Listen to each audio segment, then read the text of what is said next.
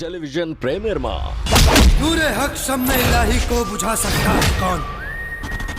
जिसका हामी हो गया उसको मिटा सकता है कौन? लैला को कोई लल्लू नहीं, लैला को तो मजनू लेके जाएगा।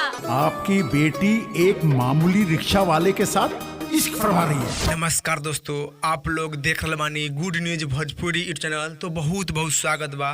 तो आप लोग के बता दी कि प्रदीप पांडे चिंटू जी के और अक्षय सिंह जी के एक साथ वाला फिल्म रहे लैला मजनू, जो कि सिनेमा घर में आप लोग बहुत ज़्यादा प्यार दिले बानी। तो अब आप लोग के टीवी पर देखे मिली। तो किस दिन टीवी पर देखे मिली जानकारी जाने से पहले आप लोग वीडियो के लाइक कर दी और हमनी के चैनल पर नया बानी तो चैनल के सब्सक्राइब कर ली। तो आप लोग के बता दी कि प्रदीप पांडे चिंटू जी के और जो कि अक्षय सिंह जी के एक साथ वाला फिल्म रहे लैला मजनू, तो आप लोग सिनेमा घर में बहुत ज़्यादा प्यार दौड़ दिल बानी। तो आप लोग के अब जो कि टीवी पर देखे की मिली, जो कि शनिवार के शाम के 7 बजे यानी 9 मई के शाम के 7 बजे वर्ल्ड वाइड टेलीविज़न जो कि टीवी चैनल के नाम बा भोजपुरी सिनेमा, तो वहीं पर आप लोग के प्रदीप पांडे चिंटू जी के फिल्म बहुत ही अच्छा, बहुत ही प्यारा फिल्म लैला मजनू जो कि 9 मई शाम के 7 बजे भोजपुरी सिनेमा जो कि टीवी चैनल पर आप लोग के देखे की मिली। तो आप लोग के इस जानकारी के बारे में का राय बा, का विचार बा, आप लोग नीचे कमेंट बॉक्स में बताएं।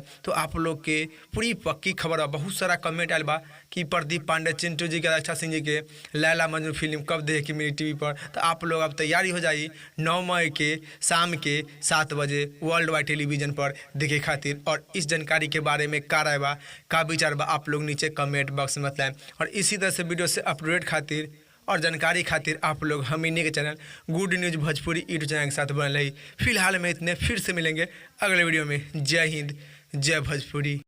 सुन बे सड़क छाप मजनू, ये 1976 के मजनू ना, ये तड़प तड़प के लैला के चक्कर में अपन जान दे दी। होल टेलीविजन प्रीमियर में देखी ये कहानी है लैला मजनू की। 9 मई शनिवार शाम 7 बजे खाली भोजपुरी सिनेमा।